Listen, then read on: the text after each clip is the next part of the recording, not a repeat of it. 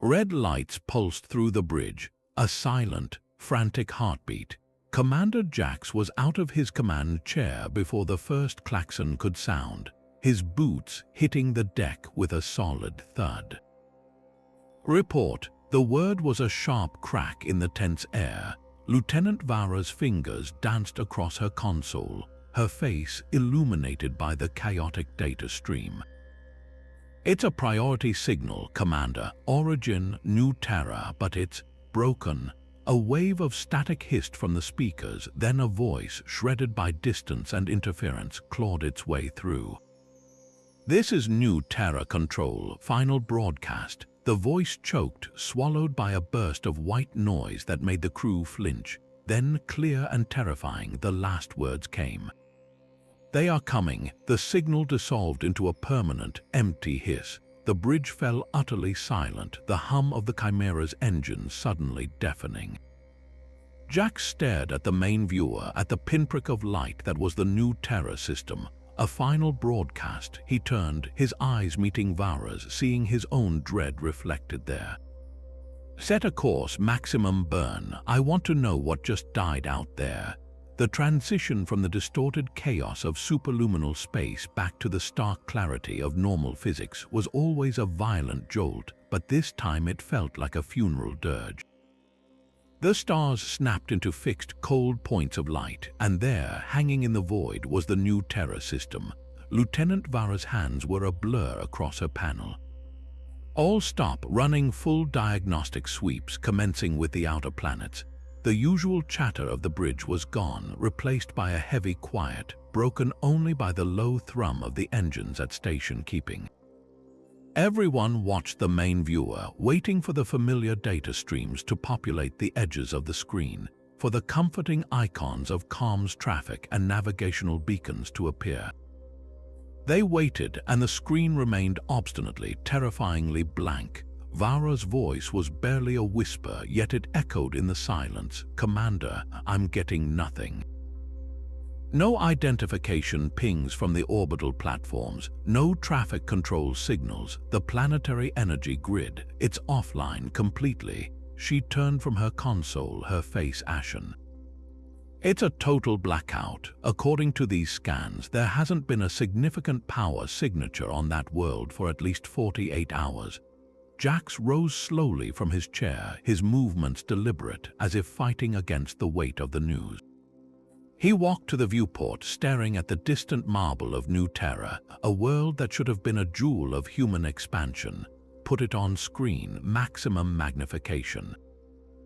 The image shifted, the planet swelling to fill the viewer. There were no glittering city lights on the night side, no telltale shimmer of atmospheric shields. No orbital docks or flickering drives of freighters. It was just a world hanging in space, as silent and inert as it had been for millennia before humans ever laid claim to it. This wasn't just a comms failure, this was an extinction-level event. Life signs, Jax asked, the question hanging in the air. Vara shook her head slowly.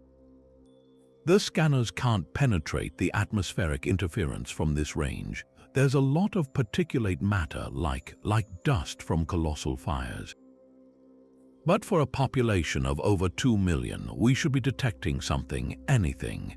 This is a complete deviation from every profile we have. The bustling colony, the heart of this sector, had been utterly erased from the cosmic ledger.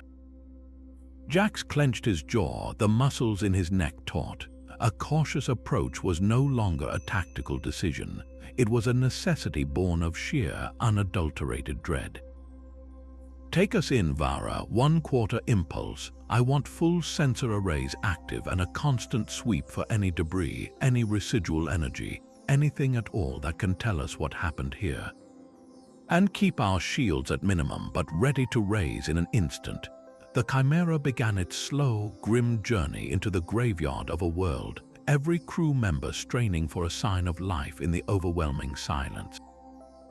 The descent through New Terra's atmosphere was a journey through a ghost's breath.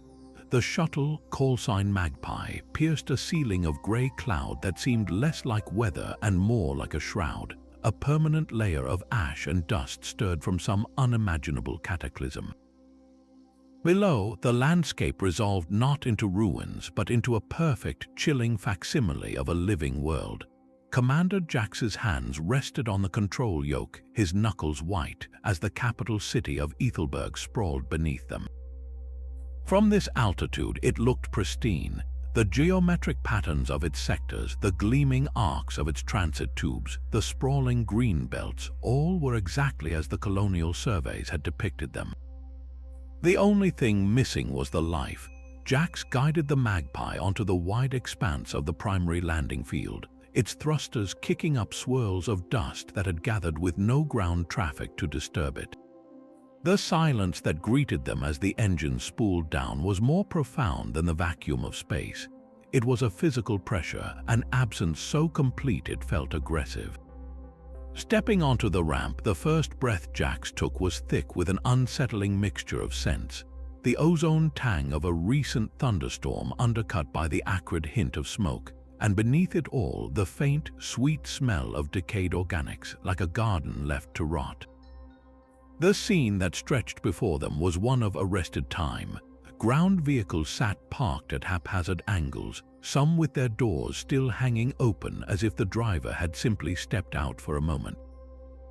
A heavy cargo loader was frozen mid-turn, its articulated arms still extended toward a stack of crates. There were no signs of panic, no blast craters or weapon scars, no evidence of a struggle or a fight.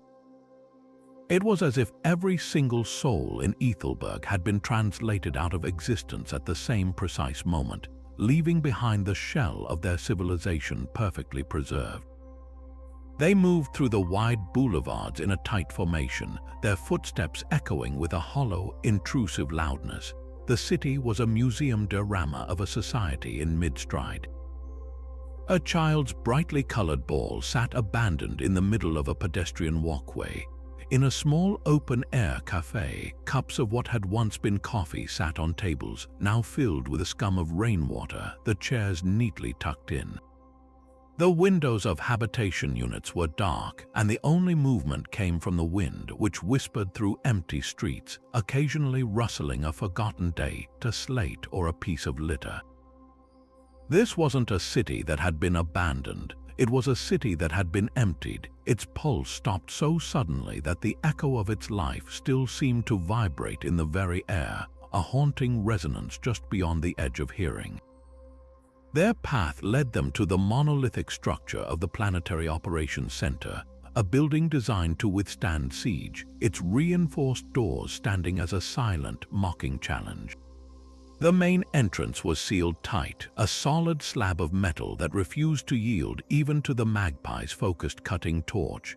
It was Lieutenant Vara who found the alternative, a maintenance conduit hidden behind a cascade of flowering vines that now grew wild, their vibrant colors a stark contrast to the gray pallor of the city.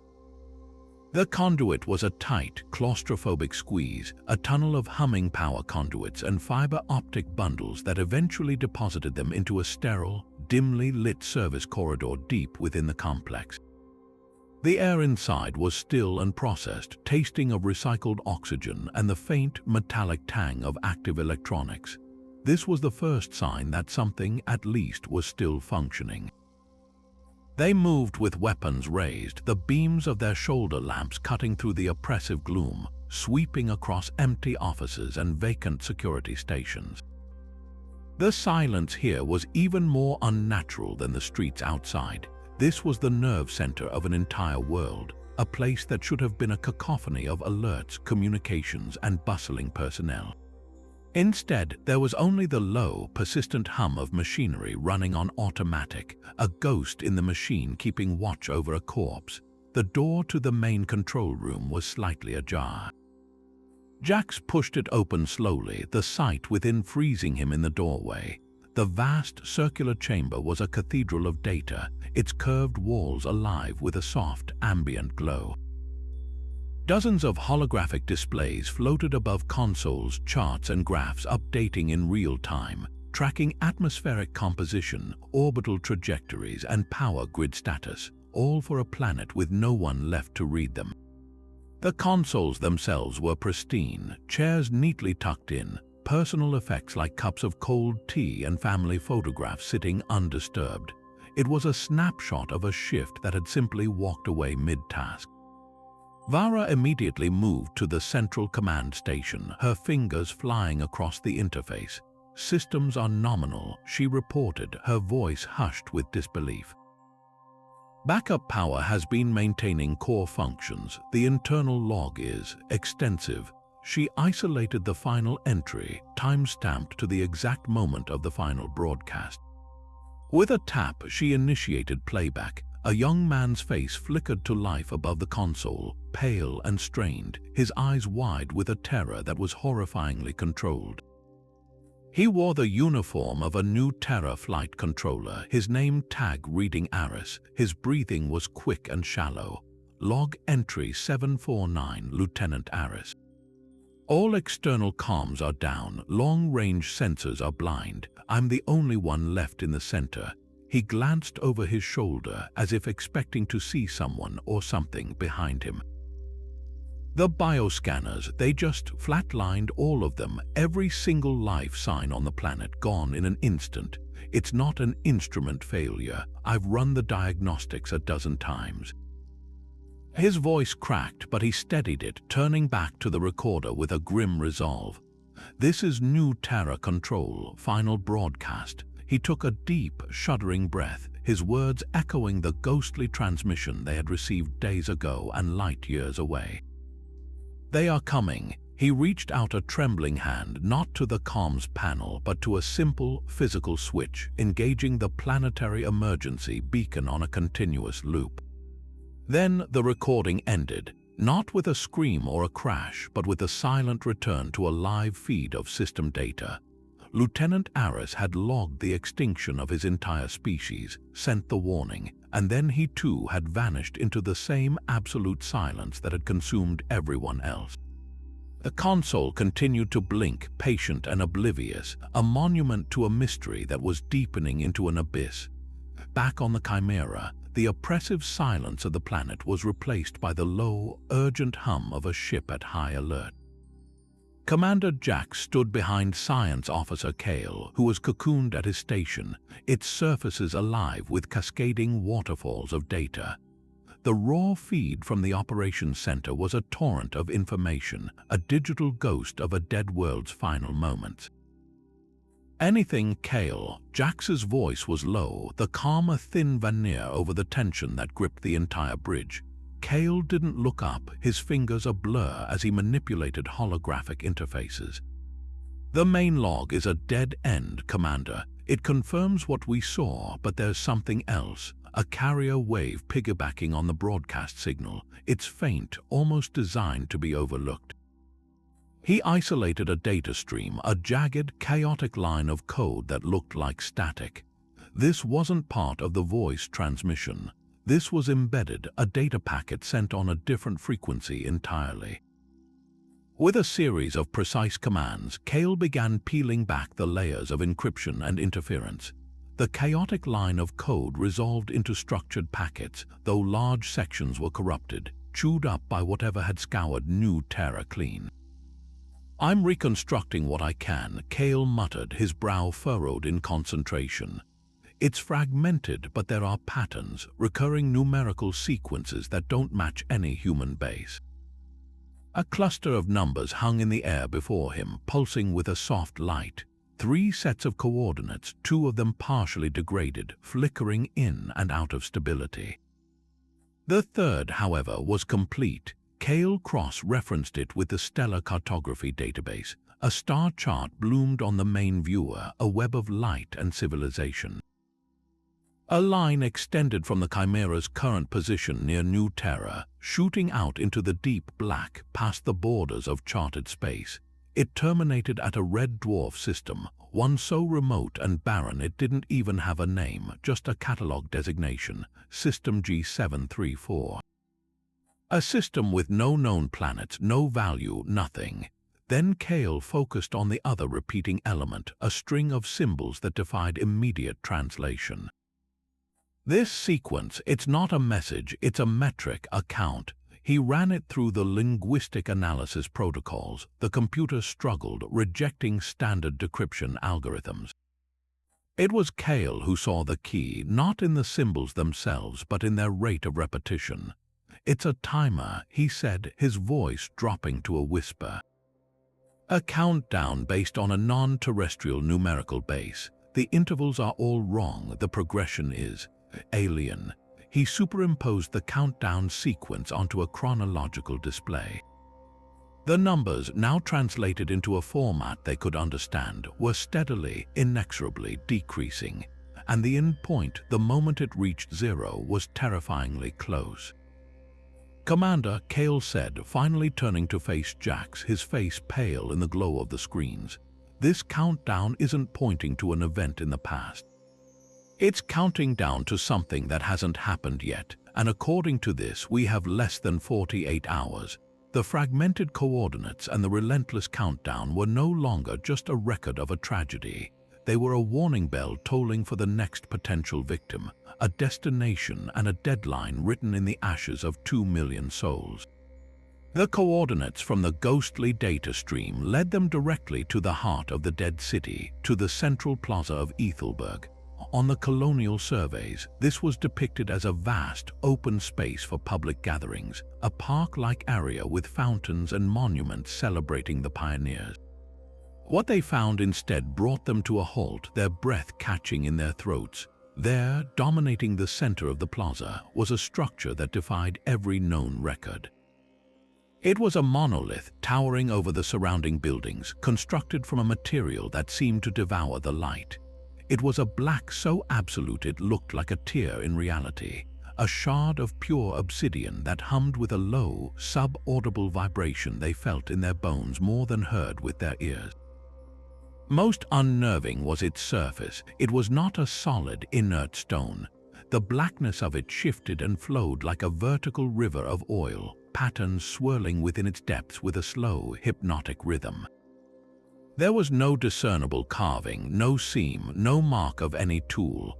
It was utterly seamless, a single, impossible object that had simply appeared.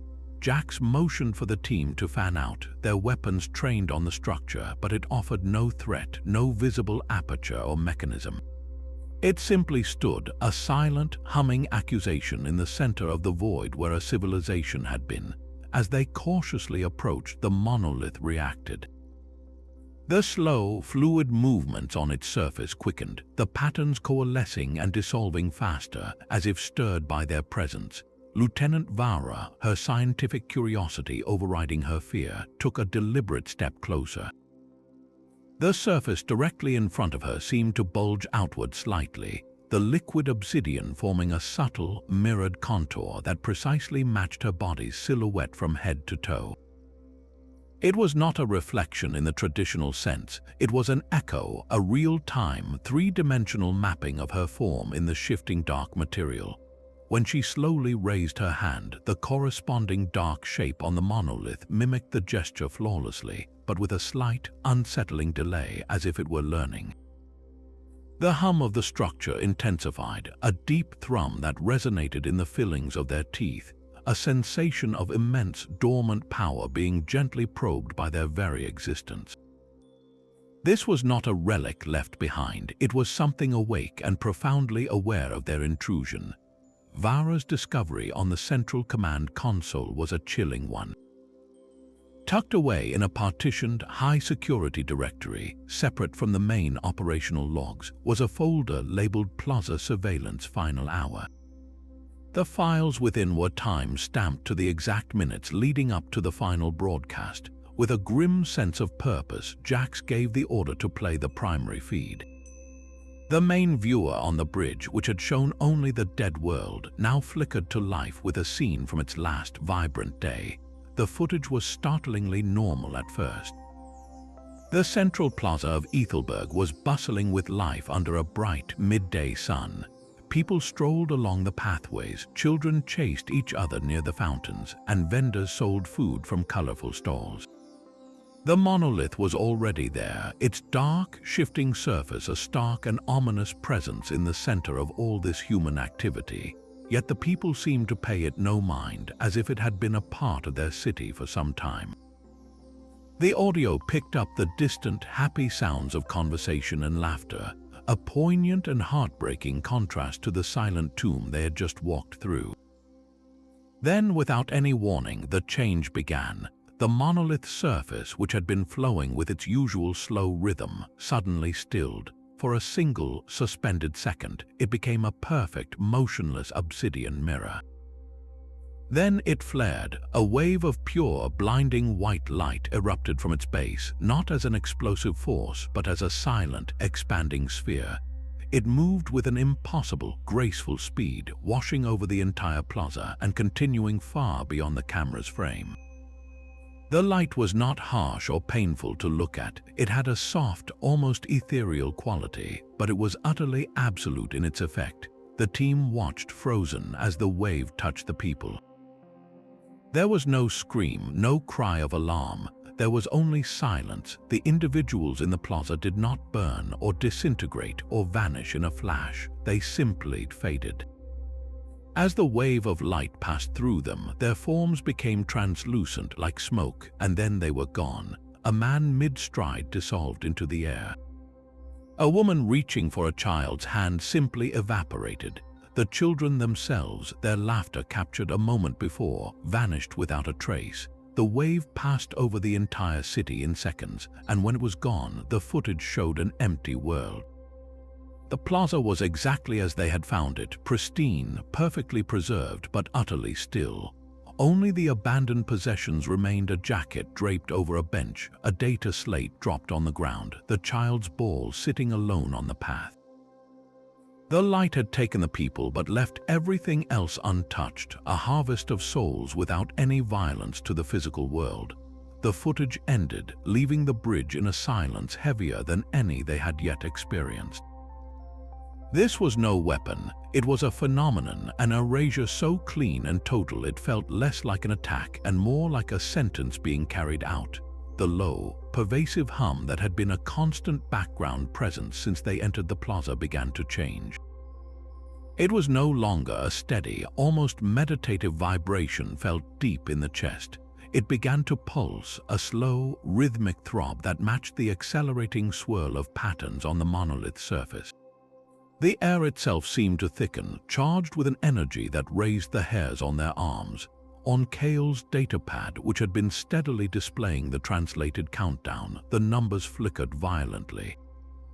The screen stuttered, recalculating the alien metrics with frantic speed. When it stabilized, a cold dread swept through the small team. The countdown, which had once promised them a full 2 days, had been slashed. The numbers now glowed with a harsh, urgent red, indicating that the event, the next cycle of whatever had erased New Terra, was now mere hours away. Kale's head snapped up from the screen, his face a mask of controlled alarm. "Commander, the timeline has collapsed. We have less than 3 hours." The statement hung in the heavy air, sucking the oxygen from the plaza. 3 hours to unravel a mystery that had consumed an entire world. 3 hours to find a way to stop a force that operated on a scale beyond human comprehension. Panic was a luxury they could not afford. Desperation became their new engine. Jax's mind raced, his training overriding the primal fear clawing at his instincts. They couldn't fight the monolith, they couldn't reason with it. Their only hope lay in the digital ghost of the civilization it had destroyed. Back to the operations center, Jax ordered, his voice cutting through the oppressive hum. "We need to scour every database, every personal log, every security feed from the days leading up to the event. There has to be a clue they missed, something that explains why this is happening now." The return trip through the silent streets felt like running through a nightmare. The pristine, abandoned city was no longer just a monument to loss. It was a countdown timer made of steel and glass, and the seconds were ticking away with terrifying speed. Back in the control room, the pristine consoles became their battlefield. They split the tasks, their movements fueled by a frantic energy. Vara dove back into the planetary sensor logs, searching for any anomaly, no matter how small, that preceded the final broadcast. Had there been a spike in neutrino radiation, a gravitational ripple, any signature that could hint at the monolith's origin or activation mechanism? Cale, meanwhile, focused on the more personal traces. He bypassed the official records and hacked into the private communications network, accessing the cached messages of the city's inhabitants from their final days. He was looking for a pattern, a common thread, a shared observation, a rumor, a strange illness, anything that could have been a precursor ignored in the business of daily life. The data was a vast, heartbreaking tapestry of normalcy. Birthday wishes, work complaints, love letters, and shopping lists all abruptly cut short. But buried within that sea of mundane human connection, he found it. A cluster of reports, all from different sectors of the city, all time-stamped within the 48 hours before the vanishing. The reports were initially dismissed as minor glitches or pranks. Citizens reported brief, localized distortions in their augmented reality interfaces, describing them as static ghosts or echoes of people who weren't there. Others mentioned a peculiar, high-pitched ringing sound that would come and go, a sound that medical scanners couldn't detect but that left them with a profound sense of unease. These were not the warnings of scientists, they were the confused whispers of ordinary people sensing a fracture in their reality, a fracture that the authorities had tragically overlooked. This wasn't a single, catastrophic event. It had been a gradual intrusion, a pressure building until the dam finally burst. The discovery of those fragmented civilian reports left them with a chilling new understanding of the event, but no practical way to stop the countdown that was now racing towards zero. As the team regrouped in the operations center, a new alert chimed softly on Lieutenant Vara's console, a signal so faint it had been initially lost in the background noise of the planet's inert systems.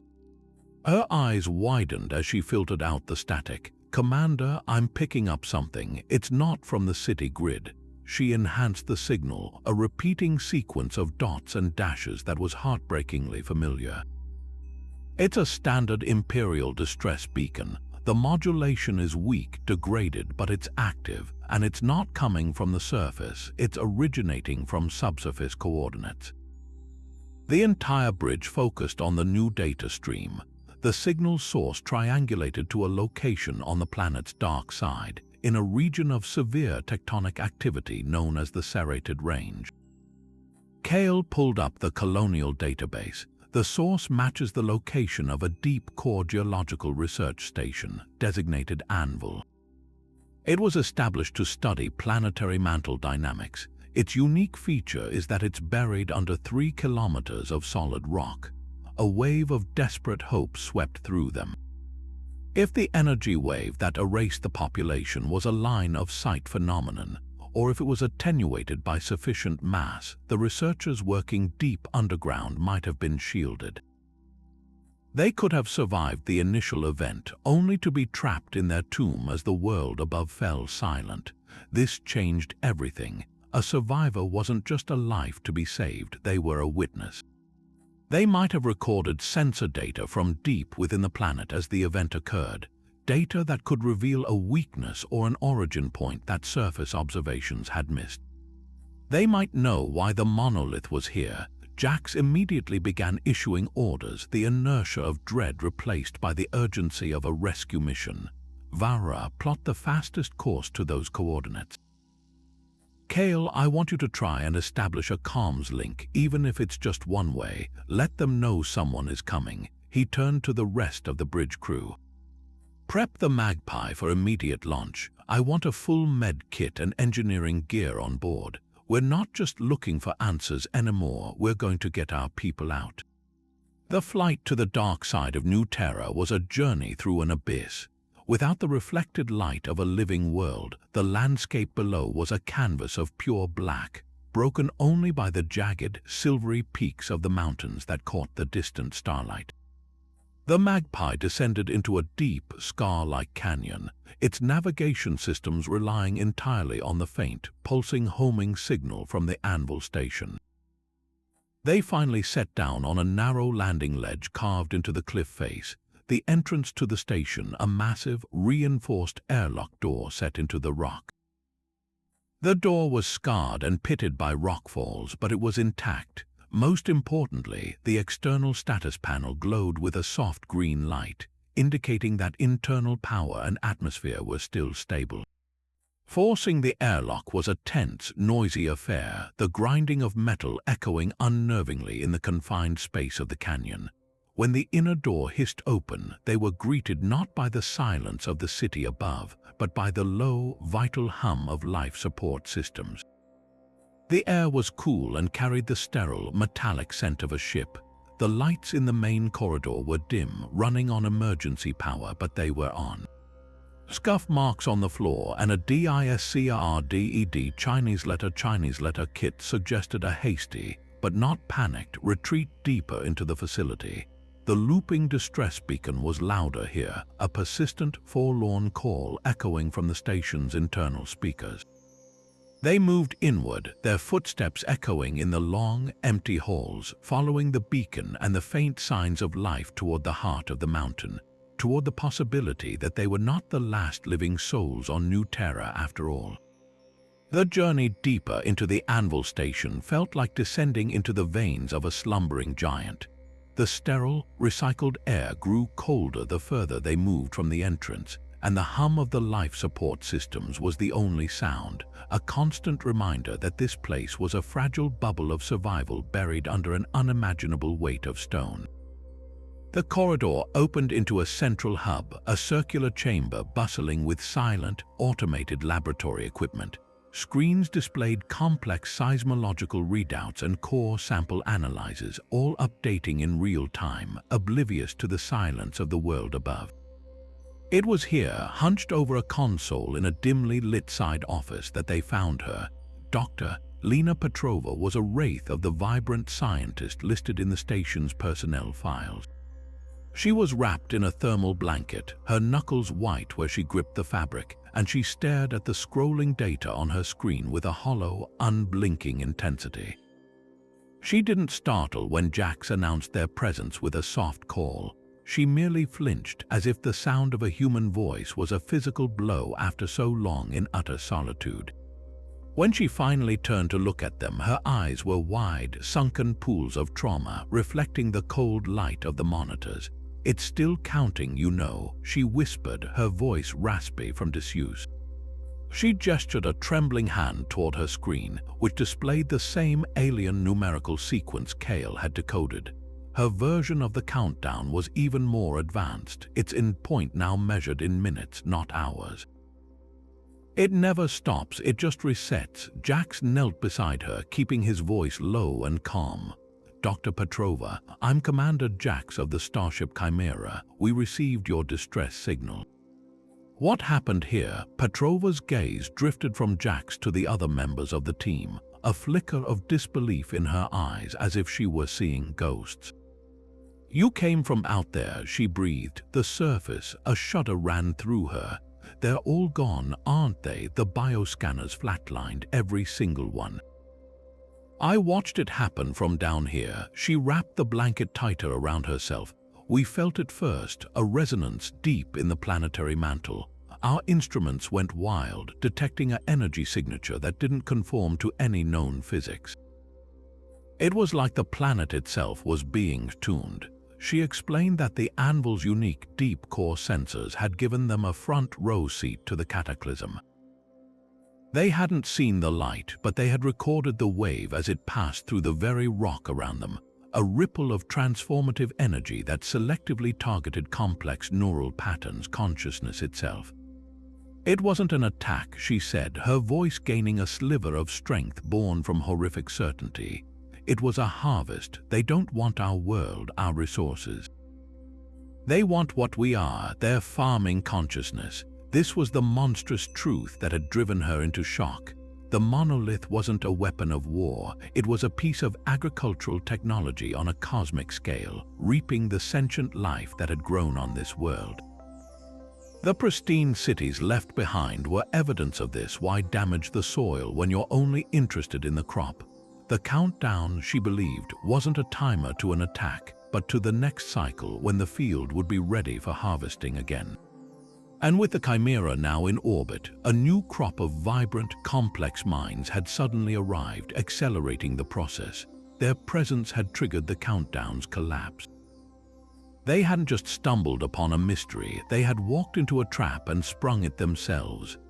Dr. Petrova's breath hitched, the words seeming to cost her a tremendous effort.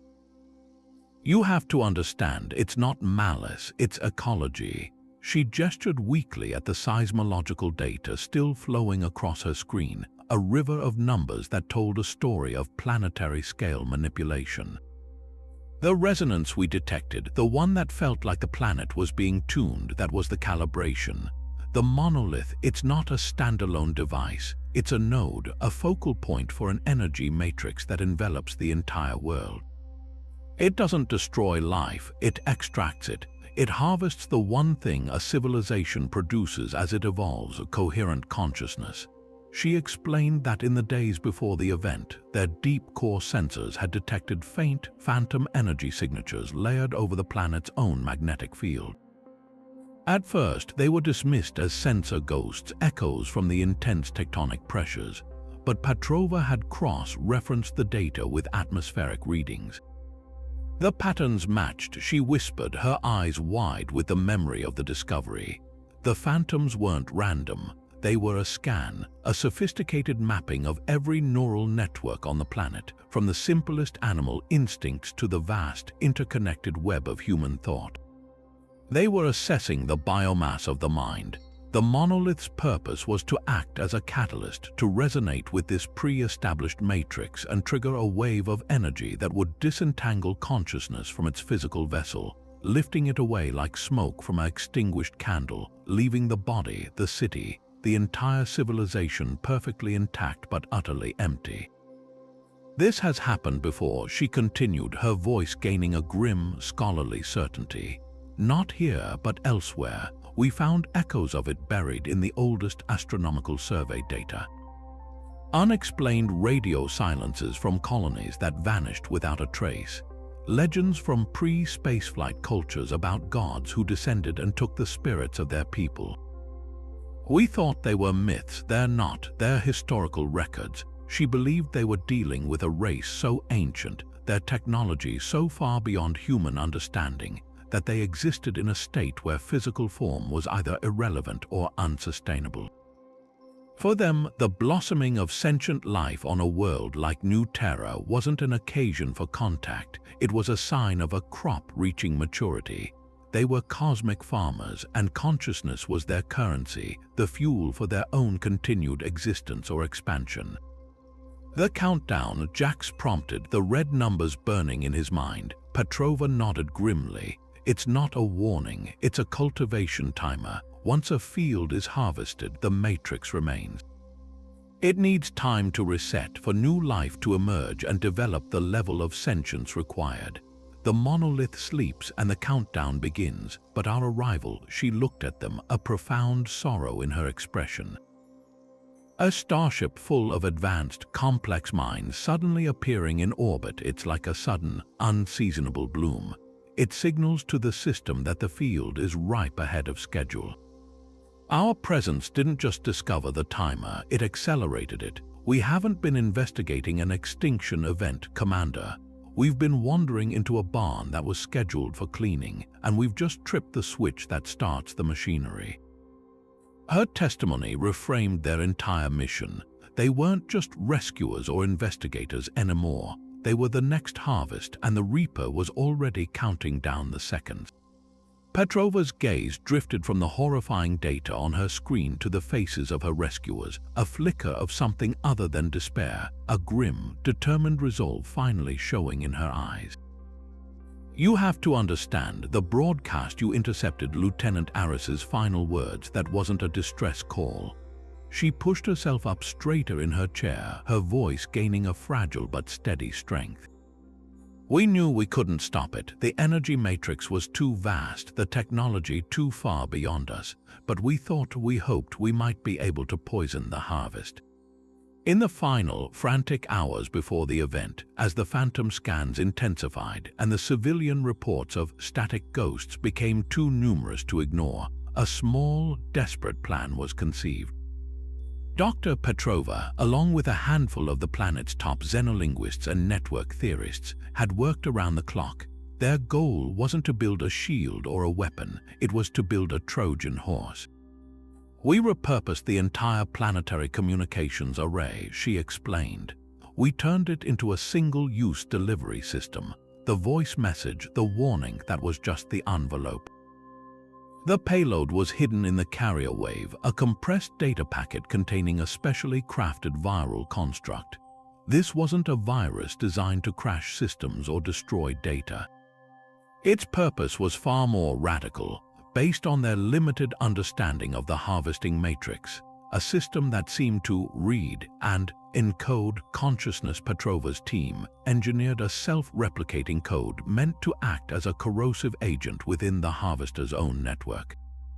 The theory was that if the matrix is designed to contain captured consciousness, our virus could target the containment protocols themselves, she said, her words tumbling out faster now. It was designed to look like a normal packet of cognitive data, but once inside their core system, it would attempt to destabilize the storage architecture to create flaws, openings, potentially even allowing the captured minds to escape or reintegrate. Lieutenant Aris's final act wasn't just logging the extinction of his people, it was launching this one desperate counterattack. He was the one who triggered the data bomb, sending the viral payload piggybacking on the final broadcast, a phantom seed cast into the cosmic wind in the hope that it would find root in the harvester's core and grow into a flaw that could set 2 million souls free. The problem, Petrova revealed with a crushing weight of frustration, was that the broadcast was never completed. The energy wave hit before the full data sequence could transmit. The signal they received on the Chimera was fragmented, corrupted. The viral code was likely damaged, incomplete. "It's like we fired a key, but it broke in the lock," she whispered. "The failsafe is active, but it's crippled. It can't execute its core function without the correct activation sequence, a final piece of code that never made it into the transmission." This changed the nature of their mission yet again. They were no longer just potential victims or even rescuers, they were the inheritors of a broken weapon. The coordinates and the countdown embedded in the damaged signal were not just a warning but a destination.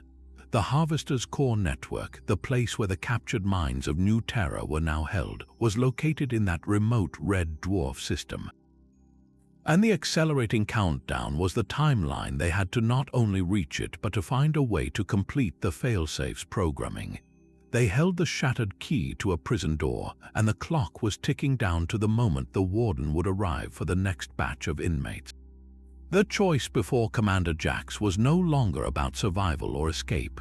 It was about whether they dared to attempt a jailbreak on a cosmic scale, using a tool they didn't fully understand, to save ghosts from an enemy they could not possibly fight.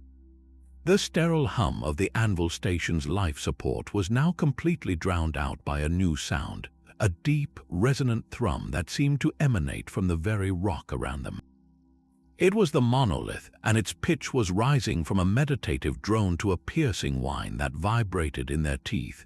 On Dr. Petrova's console, the graphical representation of the energy matrix enveloping New Terra transformed from a faint, almost theoretical web into a blazing network of incandescent light.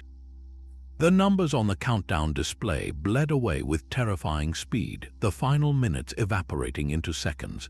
Petrova's hands flew across the interface, her face a mask of frantic calculation as she fed the new power readings into her predictive models. The results that flashed onto the main screen stole the breath from everyone in the room. "It's not just accelerating," she said, her voice tight with a fear that went beyond personal survival. "The energy signature is spiking beyond anything we recorded from the first event. The matrix isn't just resetting, it's overcharging." She turned to Jax, her eyes wide with the horror of her own conclusion. Commander, the initial wave was calibrated for a planetary population of 2 million minds.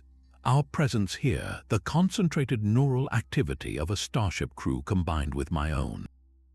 It's seen as an anomaly, a contamination. The system is responding not with another harvest cycle, but with a purge. This next wave, it won't just be larger. It will be orders of magnitude more powerful. It's designed to scour the planet clean, to ensure no trace of the infestation remains. The mission shattered and reformed in an instant in Jax's mind. They were no longer investigators standing at the edge of a past tragedy, or even would-be liberators attempting a jailbreak.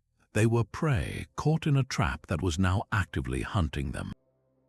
The philosophical horror of cosmic farming was replaced by the immediate physical terror of an impending extermination. Surviving was no longer a matter of hiding or shielding. The wave would pass through kilometers of solid rock as if it were air. The Anvil Station, their fragile sanctuary, was about to become their tomb. Can we stop it, disrupt the Matrix from here? Jax demanded, his mind racing through tactical options that felt laughably primitive.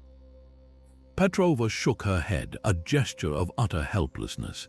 The Matrix is planetary in scale. It's like trying to stop a hurricane by blowing out a candle. Our only chance, the only chance anyone has, is the failsafe. She pointed a trembling finger at the corrupted data packet on the screen, the broken key to the Harvester's core. The viral code was designed to introduce instability into their network. If we can get the complete sequence to the source, to the system those coordinates point to, we might be able to trigger a cascade failure in the Matrix itself. It could cancel the wave, or at the very least create a flaw we can hide in. But the red dwarf system was hours away at maximum superluminal velocity. The countdown on the screen now showed less than 10 minutes. The math was brutally, impossibly simple. They could not outrun the wave in normal space, and engaging the Chimera's faster-than-light drive required precise calculations and a stable jump point, a process that took far longer than the time they had left. They were stuck on the ground, doomed to be erased along with the ghosts of New Terra. A desperate, audacious idea began to form in Jax's mind, a gamble that defied every safety protocol he had ever known. It wasn't about a safe jump, it was about any jump. Petrova, what if we didn't try to outrun the wave? What if we tried to punch through it, a blind jump from the planet's surface, aiming for those coordinates? The scientist stared at him as if he'd suggested they try to breathe vacuum. A surface jump, the gravitational shear alone would tear the ship apart. And the energy from the wave. Commander, we have no idea how an active FTL field would interact with that kind of phenomenon. It could unravel us down to our component atoms. Staying here guarantees we become atoms anyway, just scattered ones. Jax shot back, his voice firm with a commander's resolve. A blind jump is a chance, however small. I need you to calculate the absolute minimum safe distance from the planet's gravity well for the drive to even have a chance of engaging without immediately tearing us to pieces. Then I need you to link our navigation to the energy spike itself. We use the wave's emission as our jump trigger. We ride the leading edge of our own extinction out of here.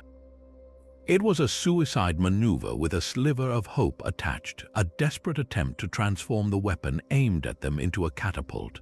The race was no longer against time. It was against the physics of their own annihilation, and the starting pistol was about to fire.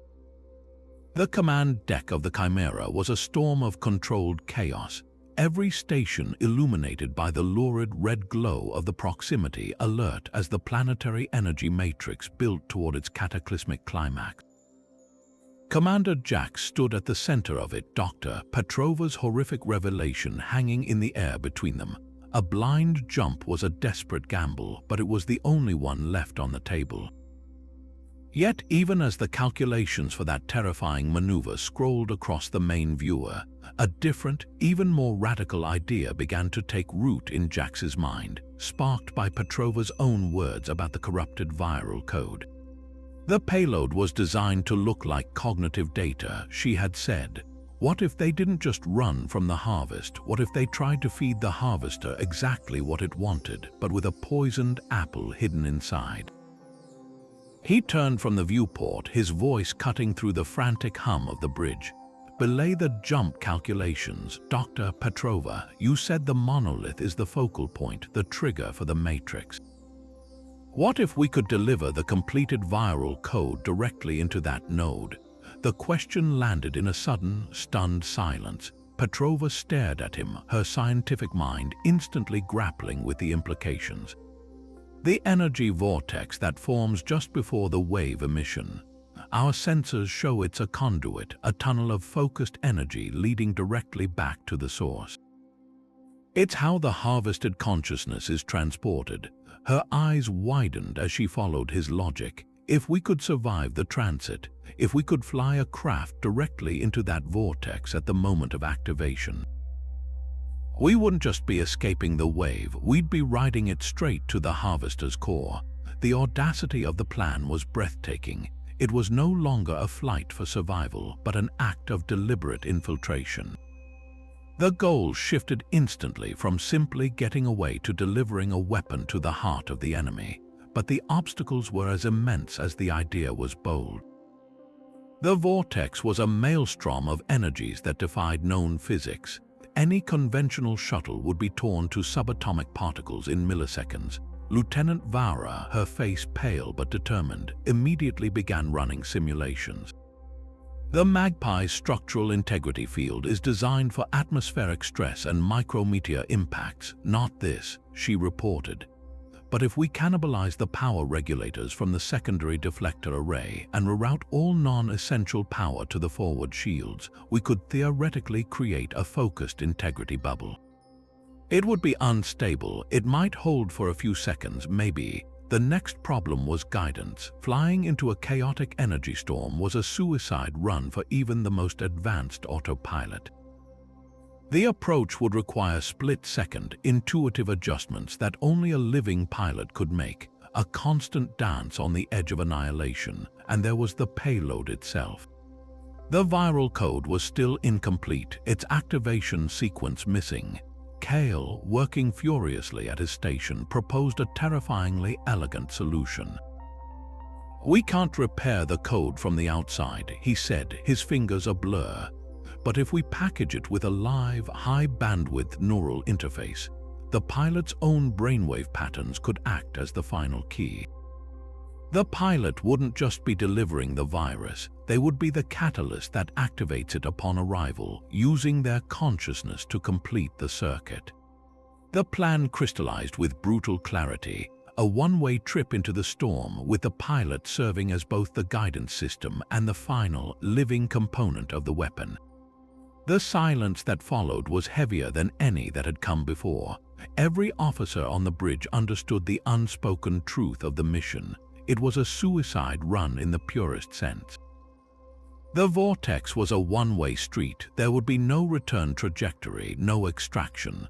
The pilot would be launching themselves into the heart of an alien network, a place from which no one had ever returned. Jax looked around the bridge at the faces of his crew, young, capable, each with a future that stretched beyond this nightmare. He saw the determination in their eyes, the readiness to volunteer for the impossible.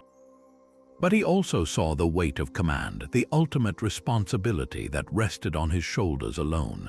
This was not a duty he could delegate. "My shuttle," Jax said, his voice quiet but absolute, cutting off the nascent protests he saw forming on Vara's and Kale's lips. "I'll take the Magpie. I've piloted her through more asteroid fields and combat maneuvers than anyone else on this ship. I know how she handles at the edge of her tolerances." He moved to the central command console, his decision final. "This isn't a discussion. Vara, you have the con. I need you and your team to make the Magpie ready. Reinforce that integrity field and link the viral payload directly to the cockpit's neural link. Kale, you work with Dr. Petrova. I need a continuous data stream on the vortex's formation." The timing has to be perfect too early, and we hit solid energy too late, and the wave has already passed. He didn't allow himself to think about the destination, about what awaited him on the other side of that blinding light. There was only the mission: fly into the storm, deliver the poison, and pray it was enough to break the cycle. The countdown continued its merciless descent, but now, for the first time since arriving at New Terra, the Chimera had a target and a purpose that went beyond mere flight. The frantic work of retrofitting the Magpie was a symphony of desperation, each clang of a tool and hissed command underscoring the relentless countdown. Inside the shuttle, Commander Jax and Dr. Petrova worked in a grim tandem, Jory rigging the neural interface that would link Jax's mind to the viral payload. Outside, on the vast, empty landing field, Lieutenant Kale stood guard, a high-powered plasma rifle held tight against his shoulder, his eyes scanning the silent, imposing skyline of Ethelberg. The air, already thick with the ozone scent of impending doom, now carried a new metallic tang. It was Kale who noticed it first, a faint droning sound like a swarm of angry insects growing rapidly from a whisper to a roar. He keyed his comm. "Commander, we have incoming contacts, multiple signatures approaching fast from the north." On the shuttle's external sensor display, a cloud of angular, silver shapes resolved against the gray sky.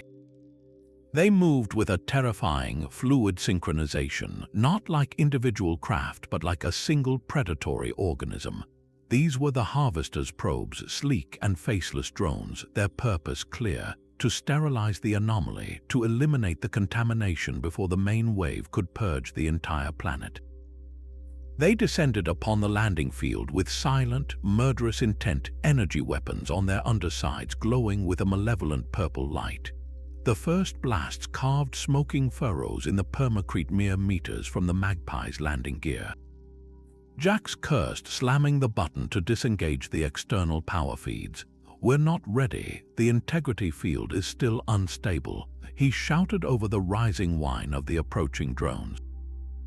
Another volley of plasma fire strafed the ground, one bolt searing a black scar across the shuttle's hull. It was a simple, brutal equation. If they tried to launch now with the field untested, the Magpie would be swatted from the sky like a gnat. Someone had to buy them time. Kale made the calculation in an instant.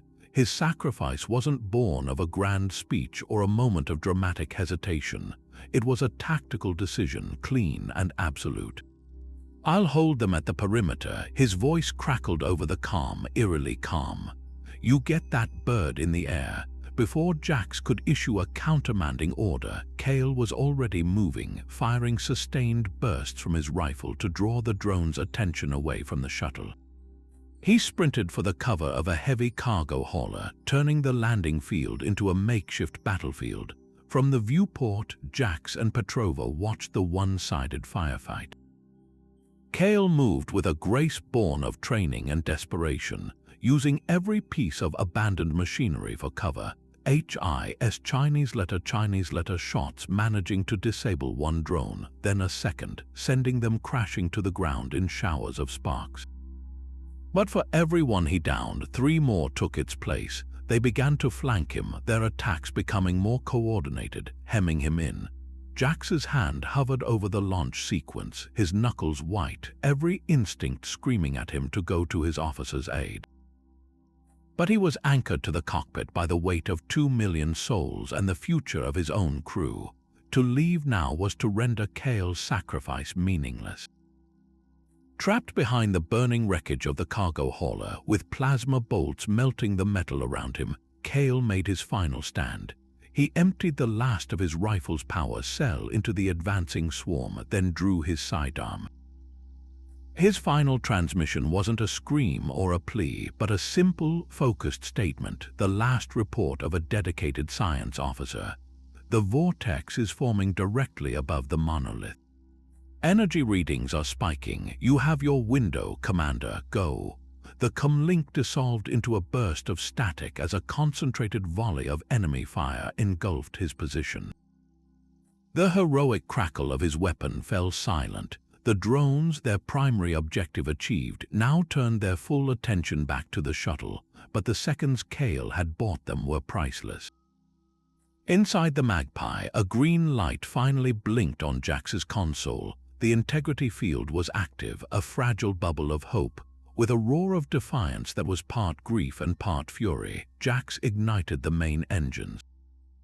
The Magpie lifted off, not with a graceful ascent, but with a violent lurch that shoved him and Petrova back into their seats. He didn't look back at the smoldering spot where Kale had fallen. He looked up through the cockpit canopy at the sky above the city center, where the air itself was beginning to tear open, revealing a gateway of blinding, silent light. The ascent from the landing field was not a flight but a violent upheaval, the Magpie clawing its way into a sky that was no longer sky. The serene gray had been replaced by a maelstrom of swirling, incandescent energy, all of it funneling toward the monolith in the central plaza. The structure was no longer a silent shard of obsidian. It was the heart of a newborn star, pulsing with a light that held no warmth, only a terrifying, absolute purpose. Commander Jax gripped the control yoke, his muscles straining as the shuttle was buffeted by gale force winds that weren't air but raw spatial distortion. Hold together, he grunted, not to Petrova but to the ship itself, as alarm klaxons blared a frantic chorus of structural warnings. Flying into the heart of that storm was like trying to navigate the inside of a lightning strike. The energy vortex wasn't a clean tunnel but a chaotic, twisting braid of forces that tore at the very fabric of reality around them. The reinforced hull groaned under stresses it was never designed to withstand.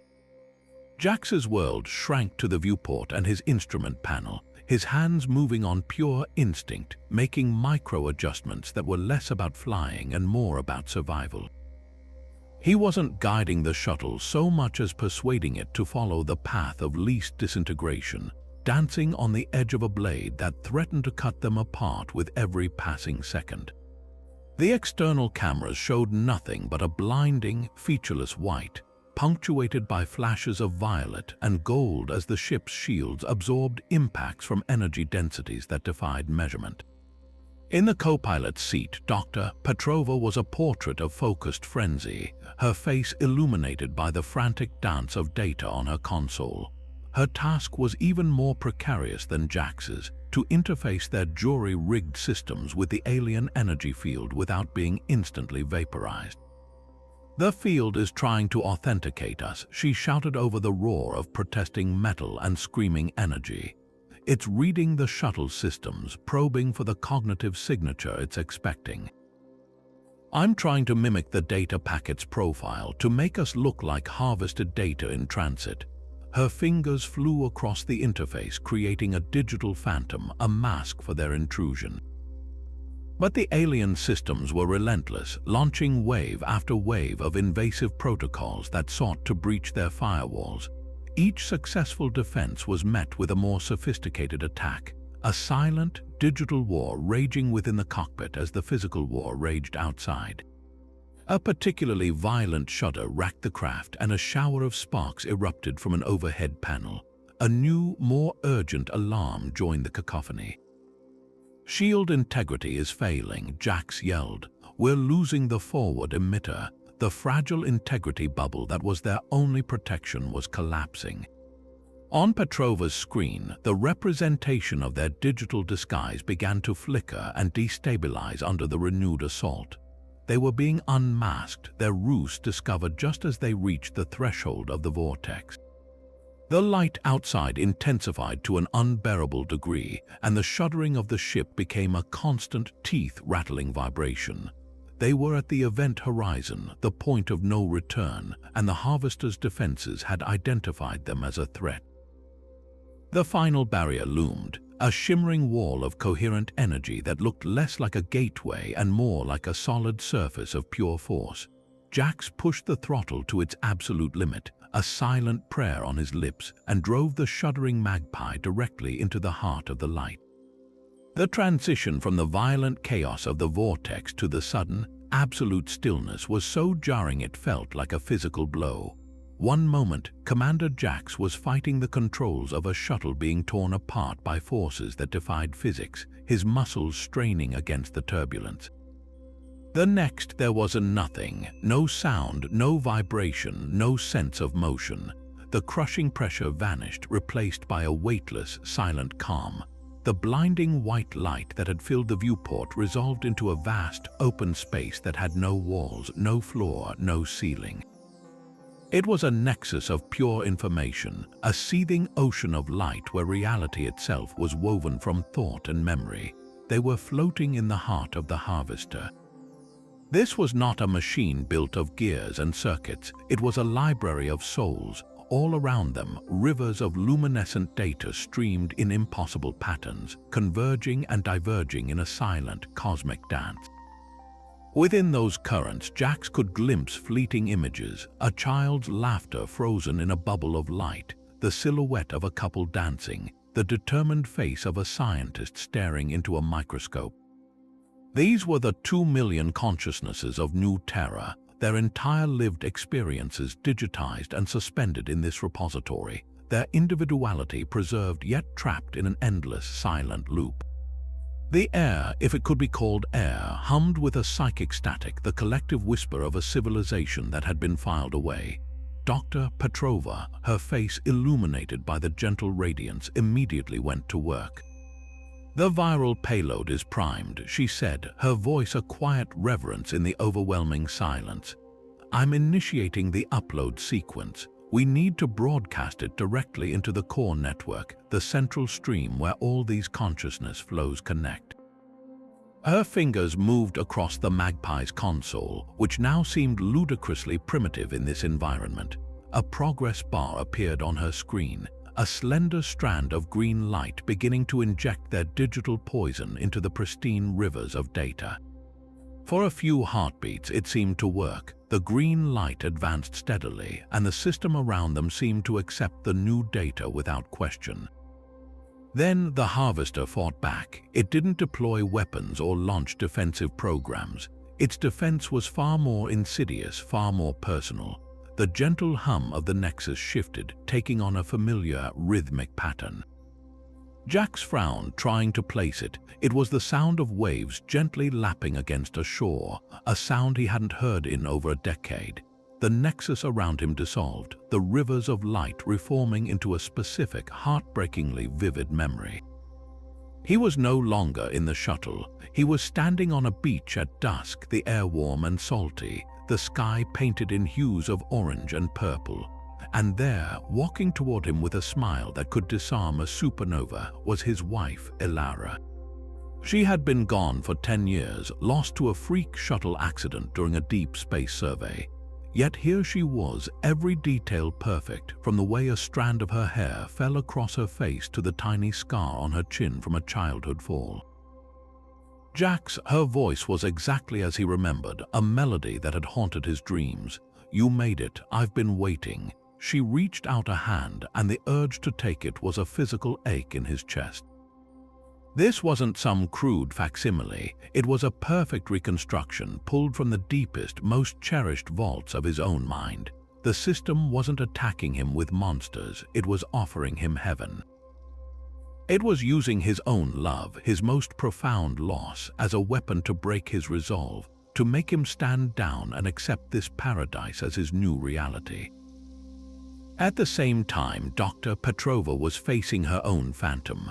Her illusion was quieter, more scholarly. She found herself not on a beach, but in her old university office on Mars, the air thick with the smell of old books and ozone from overworked equipment.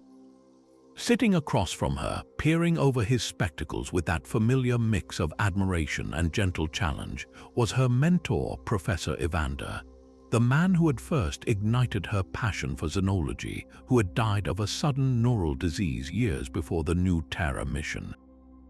"Lena," he said, his voice a comforting rumble, "all this running, all this fighting, for what? Look at this place. It's a treasury of knowledge beyond our wildest dreams. We could study it for eternity. No more loss, no more goodbyes. This is our chance for true discovery together." He gestured to a data slate that glowed with impossibly beautiful alien equations. The temptation for Petrova was different from Jax's, not a reunion of love, but the fulfillment of a lifetime of scientific curiosity, an answer to every question she had ever asked. The green progress bar on Petrova's console stalled, its advance halted by the sheer cognitive load of their personal battles. The system was consuming their attention, draining their will to continue the fight. Jax stared at Ilara's outstretched hand, the phantom feeling of her fingers almost real against his skin. To accept it would be to surrender not just his mission, but his very self. He would become just another beautiful, static memory in this cosmic collection. But then he looked past the illusion, into the streams of light where the faces of New Terra's citizens, real people with real lives, drifted in silent torment. He saw the ghost of Lieutenant Aris, the flight controller who had sent the final warning. This wasn't a paradise, it was a beautifully decorated prison. With a wrenching effort that felt like tearing his own heart out, Jax turned away from the vision of his wife. "You're not her," he whispered, the words tasting of ash. "She would never ask me to abandon my crew." He slammed his hand down on the console, overriding a safety protocol.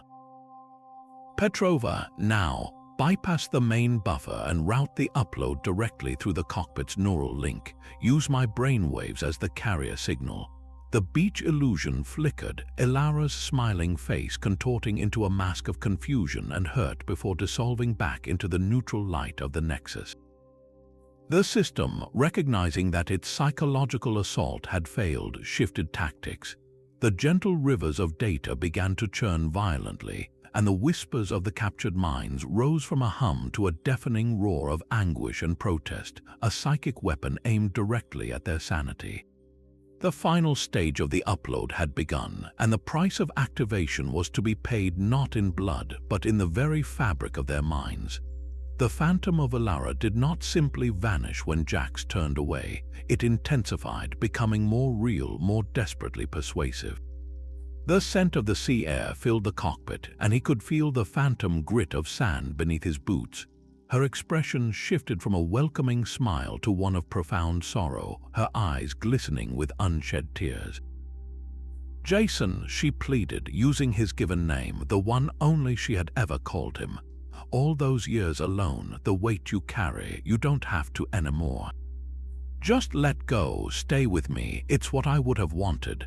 Her words were a scalpel, expertly dissecting his deepest vulnerabilities, the lonely nights and the silent grief he had buried under duty and command. For a heartbeat, the temptation was overwhelming.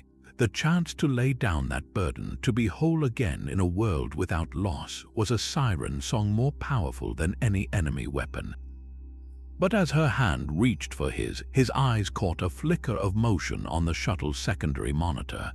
It was a frozen image from the external feed taken just before they entered the vortex, a still frame of the landing field, a solitary figure standing against a swarm of silver death.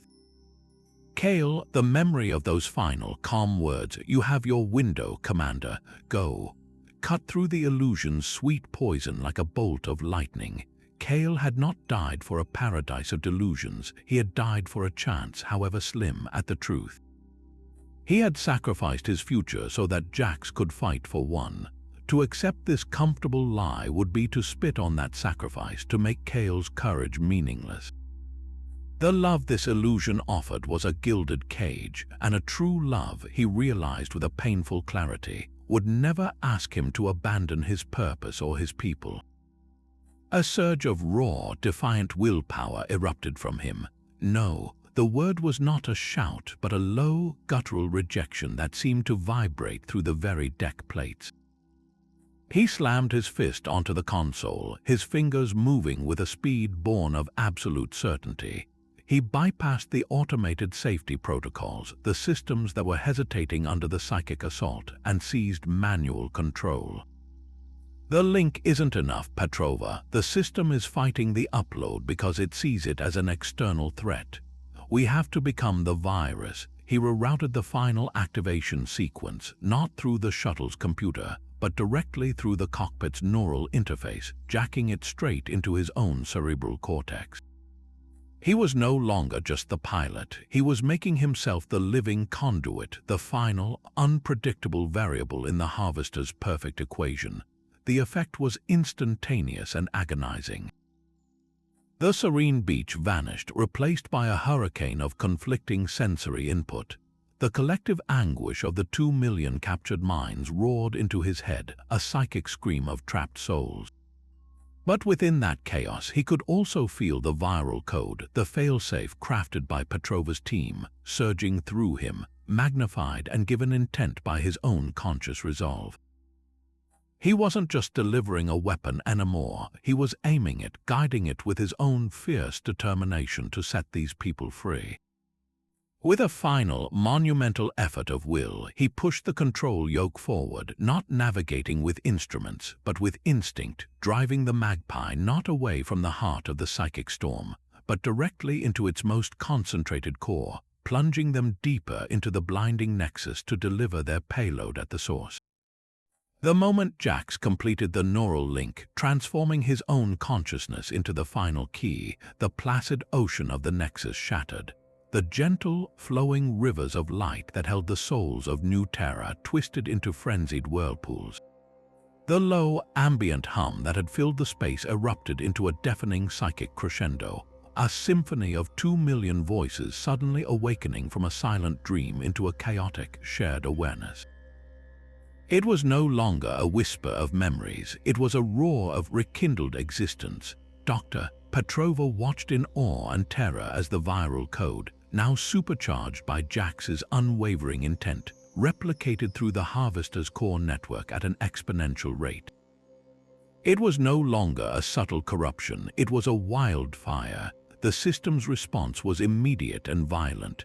The harvester, a mechanism of perfect order, perceived the viral incursion not as an attack, but as a catastrophic system-wide failure.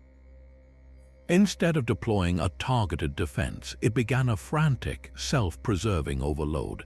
Containment fields that had held the captured minds in serene stasis flickered and collapsed. The beautiful, isolated memory prisons, the beaches, the offices, the moments of perfect happiness dissolved as the digital walls between them fell. The individuality of each soul, once neatly filed away, began to bleed into one another, creating a turbulent sea of merged consciousness. The light around the magpie swirled with the faces of children, engineers, artists, and farmers, their distinct lives momentarily blurring into a single, overwhelming cry for freedom. This merging of minds created a feedback loop of unimaginable power. The collective will of 2 million people, no longer pacified by illusion but united by a sudden, shared understanding of their plight, amplified the virus's effects 1,000-fold. The harvester's systems, designed to process consciousness in orderly streams, were now flooded with a tsunami of raw, chaotic sentience. Alerts that had no visual representation screamed through the psychic space, a sensation of tearing metal and breaking glass that was felt rather than heard. The very fabric of the nexus began to warp, the seamless expanse of information developing visible cracks, like a pane of glass struck by a hammer. Through these fissures, glimpses of another reality bled through, the cold, dark quiet of normal space, the distant pinpricks of stars. The prison was breaking open, Petrova, her hands gripping the console to steady herself against the psychic turbulence, saw the opportunity. The containment field is overloading. The structural integrity of this pocket dimension is failing. We need to channel the energy, give it a direction. She rerouted the magpie's remaining power, not to the engines or shields, but to the comms array, using it to broadcast a single, simple signal on a repeating loop. It wasn't a complex message, it was a homing pulse, a beacon of coherent thought aimed back toward the one place in the universe these minds could call home, the silent, empty shell of New Terra. The virus had blown the locks, now they were holding the door open and showing the way. The chaos reached its zenith. The swirling vortex of freed consciousness began to coalesce around the magpie's beacon, drawn to it like iron filings to a magnet.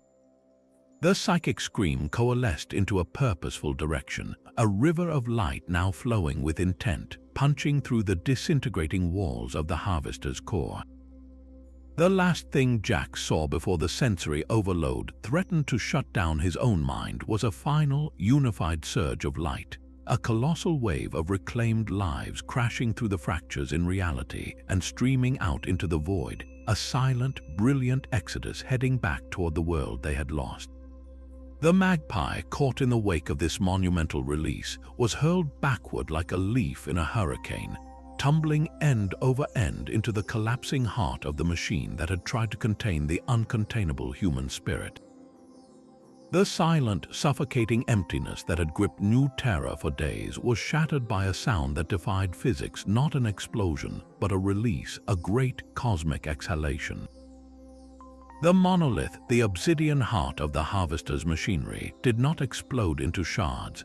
Instead, its impossibly smooth surface fractured from within with a web of searing white light, each crack emitting not heat or force, but a wave of pure, raw sentience.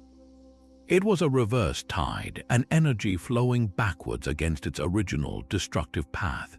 Where the first wave had been a silent, sterilizing light, this one was a thunderous river of reclaimed life, a billion individual sparks of consciousness surging outwards from their digital prison. This cascade of returning souls did not manifest as a single, blinding flash. It was a spectrum of energy that painted the sky in colors unseen by human eyes, a shimmering aurora that washed over the entire planet in a matter of seconds. From the vantage point of the Chimera in high orbit, the crew watched in stunned silence as the dead world below began to twitch. The gray, inert surface of Ethelberg suddenly flickered with a billion points of light, like a neural network firing to life after a long coma. Each point was a consciousness being returned to its point of origin, guided by some residual psychic imprint back to the body it had been torn from. The planetary energy grid, which had shown only the cold, flat line of death, suddenly spiked with a chaotic, vibrant surge of activity as automated systems, sensing the return of their masters, struggled to reboot. On the ground, the effect was both miraculous and deeply unsettling. The pristine, vacant streets of the capital city were no longer empty. One moment, a pedestrian walkway was still, a child's ball lying abandoned in the dust.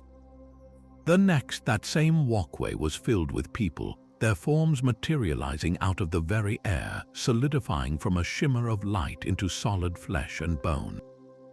There was no grand fanfare, no angelic choir. There was only the sudden, shocking presence of life where none had been. A man who had been in mid-stride when he was taken now stumbled, completing his step with a look of profound disorientation. A woman who had been reaching for a coffee cup found her hand closing on empty air, her mind struggling to reconcile the instantaneous transition from a bustling cafe to an eerily silent cityscape. The silence was broken not by cheers of celebration, but by a rising tide of confusion, a cacophony of 2 million voices all asking the same question at once. It began as a murmur, a collective gasp of re-inhalation, and quickly swelled into a bewildered roar. People clutched their heads not in pain, but in a desperate attempt to reorder a universe that had, from their perspective, skipped a beat. The temporal dissonance was the most jarring aspect. For the citizens of New Terra, no time had passed. The moment of their harvesting was seamlessly connected to the moment of their return.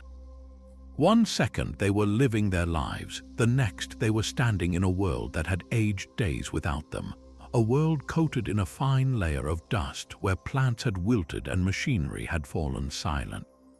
The collective memory of the harvesting itself was a blur, a sensation of being pulled into a warm, bright light, followed by a period of formless, dreamless peace, and then this sudden, harsh return to reality.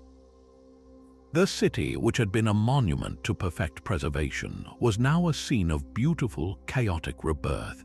The sounds were a jarring mosaic of the familiar and the alien. The hum of a reactivating ground transport mixed with the cries of a reunited family. The screech of a long-dormant public address system trying to reboot was drowned out by the joyous, tearful shouting of a man seeing his children for the first time in what felt like an instant, but also an eternity. The distant, organized sounds of emergency response vehicles, their automated systems finally receiving commands, wailed through the canyons of buildings, adding a layer of urgency to the scene. The echo was not of a single sound, but of an entire civilization gasping back to life, its collective voice a mixture of fear, relief, and overwhelming disorientation. The ghost had been returned to the machine, and the machine, for all its silent waiting, was groaning back into motion, struggling to accommodate the sudden, glorious weight of existence once more. The collective roar of a resurrected world was a beautiful, chaotic symphony in Jax's mind, but it was abruptly severed by a violent, physical lurch that slammed him back into his own body. The magpie tumbled end over end, thrown clear of the collapsing nexus like a piece of debris from a dying star. The viewport, which had been filled with the serene light of the Harvester's core, was now a spinning, disorienting kaleidoscope of real space, the stark black of the void and the distant, comforting marble of New Terra. Alarms he had forgotten existed began to shriek, reporting massive structural stress and a complete loss of primary power. They were drifting, a lifeless husk, but they were free. Back on the bridge of the Chimera, the initial wave of jubilation at seeing the planet below flicker back to life was instantly replaced by a cold, sharp dread. Lieutenant Vara, who had been monitoring the planetary systems for any sign of the returning populace, saw it first. A new energy signature began to bloom deep within New Terra's core, an order of magnitude more powerful and fundamentally different from anything they had witnessed before. This was not the targeted, surgical energy of the harvesting wave. This was a raw, undirected, and exponentially increasing thermal build-up. The planet's internal sensors, now back online and screaming for attention, painted a horrifying picture. The Harvester's network, faced with a catastrophic failure it could not contain, had initiated its ultimate protocol. It was not trying to reclaim what it had lost, it was scouring the entire experiment. Vara's voice cut through the celebratory chatter on the bridge, sharp and urgent. "Commander Jax, are you receiving? Magpie, please respond." Static crackled over the comms for a heart-stopping moment before Jax's strained voice, thick with exhaustion, finally answered. "Chimera, we read you the package was delivered." Vara didn't waste a second. "The Harvester's core systems are overloading. We're reading a massive energy build-up from the planetary mantle. It's not localized, it's spreading through the entire geological grid. The readings match a core breach scenario, but on a planetary scale. It's a self-destruct mechanism." On the main viewer, the vibrant, reawakened cities of New Terra were now superimposed with a terrifying new graphic. A web of crimson light was spreading through the planet's interior, a cancerous growth of pure annihilation. The system's creators, these cosmic farmers, were not just abandoning their field. They were burning it to the ground to ensure the infection of freedom could not spread. The viral code had worked too well. It hadn't just opened the cages, it had provoked the zookeeper into detonating the entire zoo. Vara's fingers flew across her console, her calculations yielding a result that turned her blood to ice. "The energy is building exponentially. The entire planetary mass will be converted to energy in less than 10 minutes. There's no containing it. The blast wave will vaporize everything within a 500,000-kilometer radius." The choice was gone. The rescue mission was over. They had seconds to make a decision that would seal the fate of every soul on the surface. To attempt a planetary evacuation was a fantasy. They had minutes, not hours. To stay was to die alongside the people they had just fought so desperately to save. The only possible action was a retreat, a frantic flight to a safe distance, abandoning the 2 million resurrected souls to a second, far more final death. Jax, still dazed in the crippled magpie, understood the grim calculus immediately. The victory they had snatched from the jaws of defeat was being stolen back, rendered meaningless by a final, spiteful act of cosmic vandalism. The Chimera had to run, and it had to run now, but the Magpie, adrift and powerless, would never make it to a safe jump point in time. The clock was ticking down to zero for a second time, and the price of their Pyrrhic victory was about to be paid in full. The silence inside the crippled Magpie was profound, broken only by the frantic, rhythmic beeping of the critical failure alarm and the ragged sound of their own breathing. Commander Jax fought against the straps of his harness, his body aching from the violent tumble through reality, his vision swimming as he tried to focus on the console. Every system light was a glaring red. They were a rock adrift, caught in the gentle but inexorable pull of New Terra's gravity well. On the main viewer, the planet hung like a promise of life, but it was a promise about to be broken. Lieutenant Vara's voice, strained with a terror that cut through the static, filled the cockpit. "Magpie, we are reading a catastrophic energy build up in the planetary core. The entire matrix is overloading. You have to get clear." Jax's hands moved over the dead controls, a futile gesture. "Our engines are gone, Vara. Primary power is offline." "We're on batteries." He exchanged a look with Dr. Petrova, whose face was a mask of grim acceptance. They had done it. They had freed an entire world, only to deliver it to a far more violent end. There was no fear in her eyes, only a deep, weary sorrow. The choice was made. They had traded their lives for 2 million others. It was a trade any commander would make. But Vara was not ready to accept that calculus. On the bridge of the Chimera, she was already enacting a maneuver so reckless it bordered on mutiny. "I'm initiating an emergency transport lock through the interference. The energy distortion is massive. I might only get a fragmentary pattern." She shouted orders to the engineering team, demanding every spare joule of power be routed to the transporters, overriding a dozen safety protocols that screamed about the impossibility of a lock through such intense spatial and energetic distortion. The planet below was seconds from becoming a sun, and the transport system was designed for stable orbital operations, not for plucking needles from a haystack that was actively exploding. A new vibration began to shudder through the Magpie's hull, but this one was different. It wasn't the groan of tearing metal, it was a high-pitched whine, the sound of space itself being twisted. A shimmering, unstable glow enveloped Jax and Petrova, the light flickering and stuttering as the transporter fought against the dying screams of the Harvester's matrix. The world inside the shuttle began to dissolve into a dizzying swirl of colors, the solid forms of the consoles and chairs becoming transparent, then insubstantial. Jax felt a bizarre sensation of being pulled in 2 directions at once, his body straining against a force that was at once gentle and irresistible. The last thing he saw through the viewport was not the planet but the monolith in the central plaza. It was no longer a source of light. It had become a black hole of pure energy, a darkness so intense it hurt to look at, pulling the very light of the surrounding city into it. On the Chimera's transporter pad, 2 shimmering columns of light coalesced with a sound like tearing fabric. The forms of Jax and Petrova solidified, but they were not whole. For a terrifying second, their images flickered, parts of them phasing in and out of existence, a ghostly hand, a translucent torso, as the system struggled to reconcile their fragmented patterns against the overwhelming background static of the detonation. Then, with a final surge of power, they snapped into solidity, collapsing onto the cold deck plates, coughing and disoriented but alive. Vara didn't wait for confirmation. The instant the transporter chief gave a thumbs up, her hand slammed down on the navigation console.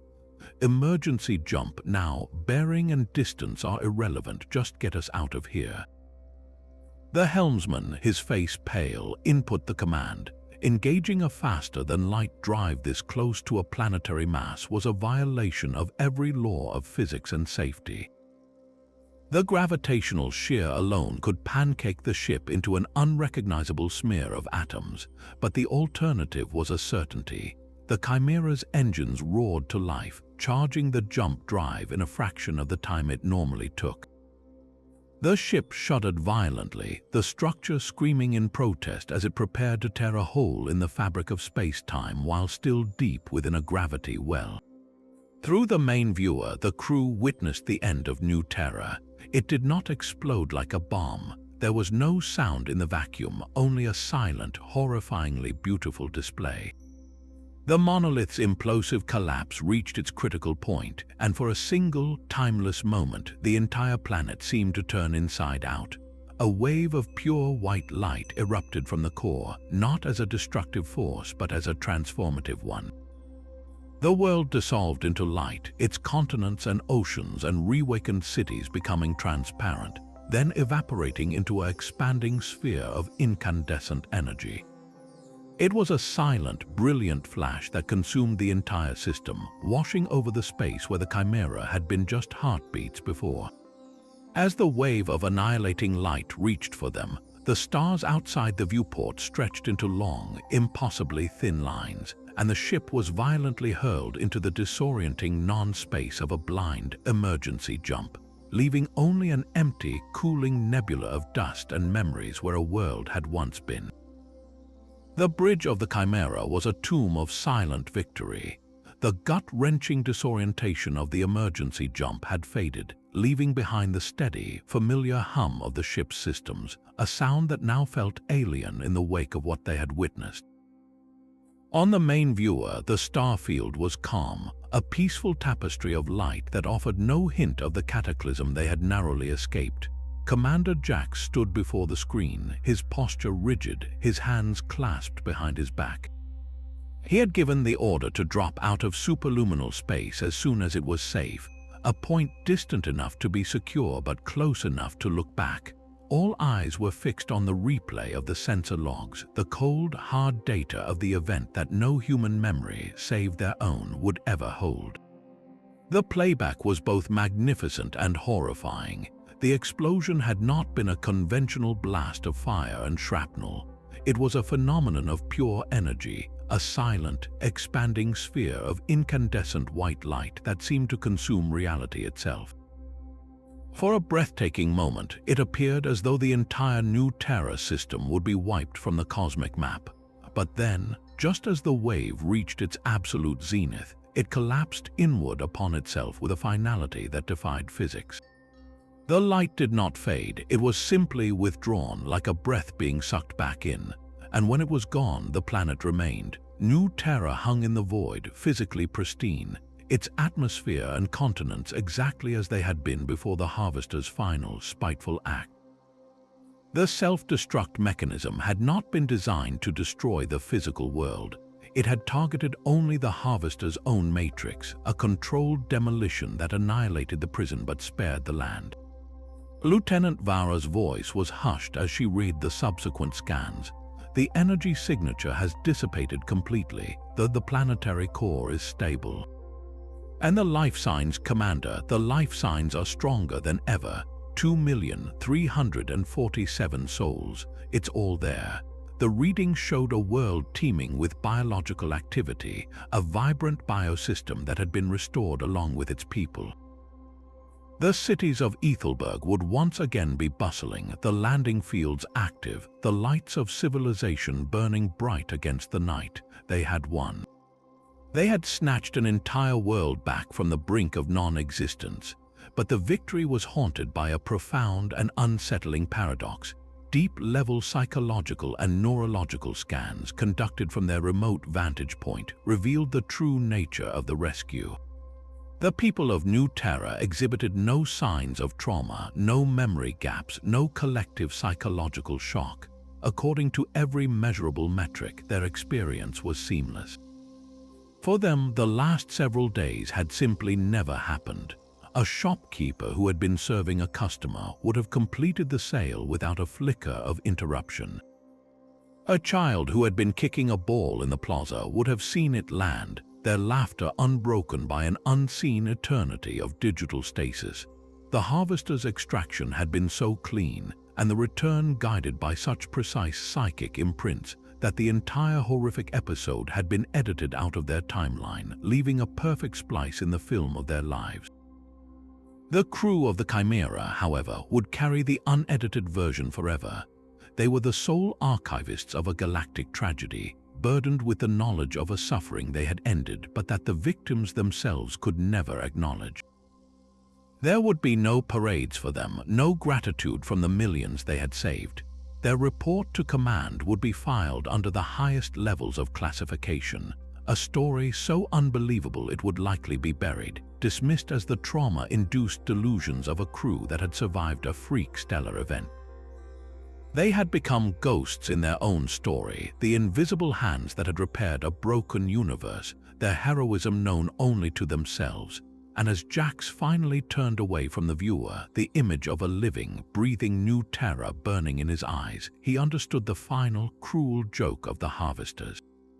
They had not just taken consciousness, they had taken the context of its salvation.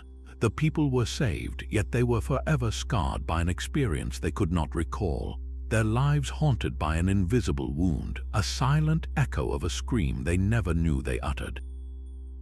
The soft, steady hiss of the ship's air recyclers was the only sound on the command deck, a familiar comfort that now felt utterly alien. Commander Jax sat alone in his ready room, the starfield outside his viewport a sprawling, indifferent tapestry. The official log entry glowed on the screen before him, a blank slate waiting for a lie wrapped in the truth. He leaned forward, the act of tapping the record button feeling heavier than any command decision he had ever made. His own face, etched with a fatigue no amount of sleep could cure, stared back from the monitor's reflection. His report was a masterpiece of clinical omission, a sanitized version of events that would satisfy the bureaucratic thirst for closure without revealing the terrifying reality. He spoke of a unique stellar phenomenon, an unprecedented energy surge that had temporarily rendered the new Terra colony inert, a mystery that the Chimera's crew had, through courage and ingenuity, managed to reverse. He praised the sacrifice of Lieutenant Kale, lost during a critical ground mission, his heroism ensuring the safety of millions.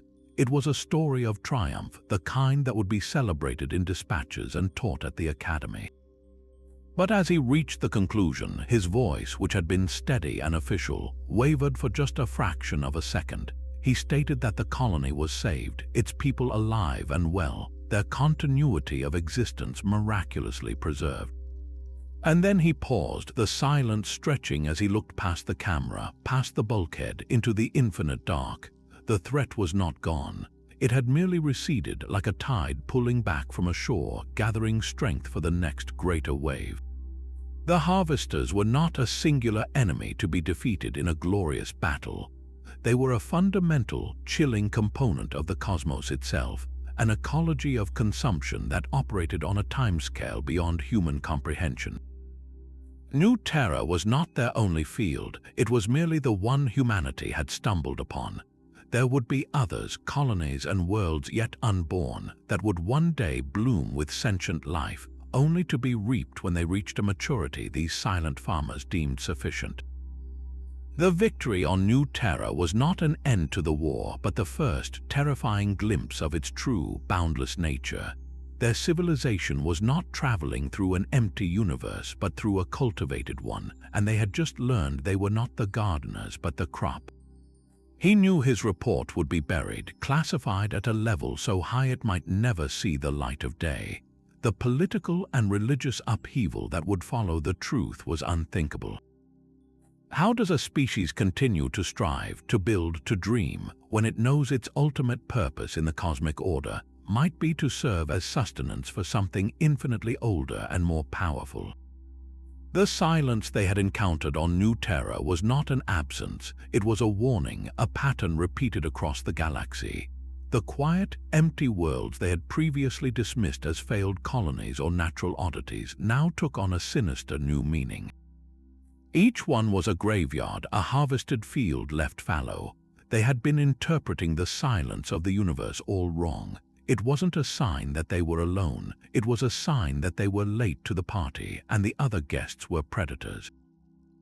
Jax's finger hovered over the button to end the recording. The official duty was done, but a deeper, more personal duty remained. He took a slow, deliberate breath, his eyes locking with the recorder once more, as if trying to project his words not just to his superiors, but to any future soul who might one day find this log under desperate circumstances. He did not sign off with his rank or identification code. Instead, he let the silence hang for a moment, then spoke the three words that had started it all, the ghost from a dead world that had led them into the abyss and back. His voice was low, resonant, and carried the weight of a truth he could never officially tell. They are coming. The words were no longer a fragment of a final, desperate broadcast. They were a promise, a prophecy, and now for Jax and his crew they were a solemn vow, a warning etched into the stars that would guide their path forever forward into the silent, waiting dark. The course was set, the coordinates for Earth locked into the navigation computer with a finality that felt like a surrender. The jump to superluminal space was smoother than the panicked flight from New Terra's death throes, the stars stretching into serene lines of light, but the transition brought no comfort. The Chimera was not sailing home in triumph. It was retreating to a sanctuary that no longer felt entirely safe, carrying a secret so immense it threatened to fracture the very foundation of human optimism. Inside the ship, the victory was a hollow echo. The crew moved through their duties with a quiet efficiency, their conversations muted, their laughter absent. They were not celebrating the salvation of 2 million souls. They were grappling with the knowledge of what that salvation had cost and the terrifying context in which it had been achieved. They had looked into the abyss, and the abyss had not only looked back, it had revealed itself to be a farmer, patiently waiting for the harvest to ripen. In his quarters, Commander Jax stared at the official report on his data slate, the words feeling like ashes in his mouth. The sanitized narrative, the tale of a unique stellar phenomenon and heroic sacrifice, was a necessary lie, a bandage over a wound that went to the bone of human existence. Submitting it would close the file for command, but it would open a permanent schism within himself. He was now the guardian of a terrible truth, a truth that rendered every ambition of expansion, every dream of planting the flag on a new world, into a potentially suicidal gamble. How do you inspire a species to reach for the stars when you know that among those stars are things that reach not as an achievement, but as a dinner bell? The burden of this knowledge was a weight that would never lift, a silent companion in every decision he would make from this day forward. He found his way to the observation deck, a place usually reserved for quiet contemplation of the universe's beauty. Now the star-dusted blackness outside the thick transparent steel felt like a predator's gaze. Each pinprick of light was no longer just a sun. It was a potential marker, a signpost for another field in a galaxy-sized farm. The profound silence of space, once a canvas for wonder, now hummed with a malevolent potential. He thought of the people of New Terra, already rebuilding their lives in blissful ignorance, their memories seamlessly edited to remove the horror. Their freedom was real, but it was a freedom built on a foundation of forgotten sacrifice. They were living proof that the harvester's greatest weapon was not the energy wave that extracted consciousness, but the ability to make the entire traumatic event vanish from history, leaving no lesson learned, no warning passed down. The final broadcast from Lieutenant Aris was no longer a mystery to be solved. It was a prophecy. They are coming was not a statement about a single event at New Terra. It was a declaration of a permanent, underlying condition of the cosmos. Humanity had won a battle, a desperate, bloody skirmish at the edge of known space, but the war was eternal and of a scale they could scarcely comprehend. The conflict was not for territory or resources, but for the very soul of their species, for the right to exist as something more than livestock, for the right to have a future that was their own. As the Chimera hurtled through the void toward a home that was now fundamentally changed, Jax understood that their mission was far from over. Their real duty was just beginning: to watch, to prepare, and to find a way to make a civilization built on hope ready for a universe that operated on a principle of cold, systematic consumption. The last broadcast was indeed just the first chapter, and he knew with a chilling certainty that the next page was already being written in the silent spaces between the stars.